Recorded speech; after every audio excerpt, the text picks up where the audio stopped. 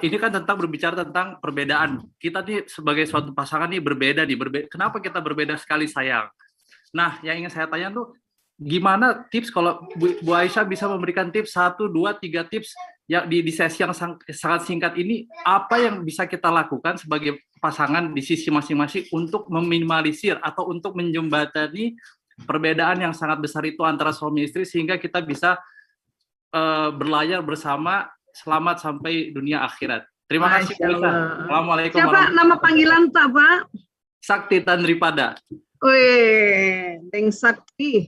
Assalamualaikum warahmatullahi wabarakatuh. Assalamualaikum warahmatullahi wabarakatuh. Oh Gigi. Thank you Bang Sakti. Bang Sakti ini teman saya dari sejak SD nih Bu. Sampai akhirnya bisa di Stavanger bersama.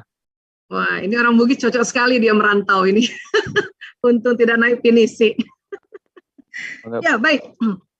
Ya, Bang Sakti ya, kalau cara yang sangat simpel itu adalah ya pencanangan pelurusan niat. Ya Allah, saya menerima perbedaan suamiku. Itu teknik. Karena pada saat kita tadi kan kita belajar tentang sistem saraf ya. Apa yang kita lafazkan jalan di badan dan jalan di otak, maka disitulah nanti tingkat ya akseptabilitas seseorang menerima perbedaan.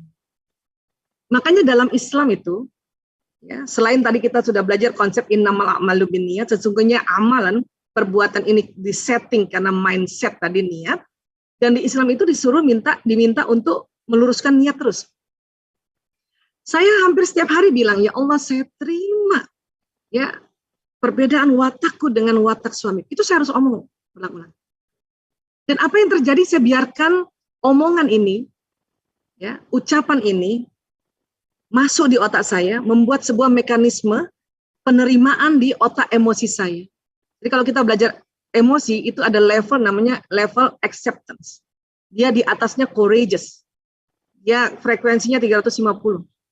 Jadi ngomong bahwa saya menerima, kayak orang ijab kabul, saya terima. Itu cara paling gampang. Apa yang terjadi nanti, ya ada namanya ilmu yang disebut laduni. Allah ajarkan kita tanpa ikut seminar, tanpa baca buku. Itu diberikan petunjuk, oh ini loh, gara-gara beda begini, makanya dia backup kamu. Gara-gara beda begini, maka dia menghormati kamu. Gara-gara beda begini, itu nanti akan jalan dengan sendiri. Seperti itu. Sebagaimana juga kita ya mencanangkan niat untuk menerima watak kita dulu gitu. Jadi ijab kabulnya terhadap diri sendiri dan terhadap watak suami. Nah, itu cara paling gampang. Kita yang mana kah?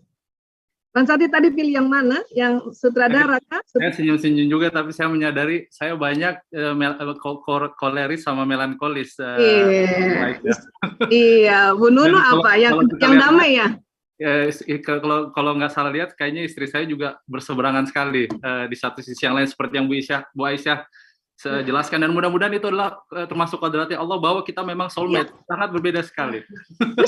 Justru itu. Ya, sudahlah koleris melankolis, Ogi pula, awe, Bugis pula, ya, iya, Mas Bang Sakti, punten maaf ya, ini andai-andai saja. Seandainya tidak dengan Bu Nunu, akan dapat perempuan yang begitu juga wataknya. Karena yang cocok dengan dia, dengan kita, yang begitu. Bu Nunu juga, seandainya, ini andai-andai Bu Nunu punten ya, tidak dengan Bang Sakti, dapat juga yang begini. Jadi lebih baik ini aja. Sayang diganti. Ini saja kita pelajari. Dengan cara menerima dulu. Saya terima. Kembali kita ijab kabul. Saya terima suamiku dengan ya watak koleris melankolis dengan segala kekuatan dan kelemahannya. Itulah mantapnya ijab kabul. Dan ijab kabul perlu diulang-ulang ternyata. Wabil khusus kalau di anniversary. Nah, ya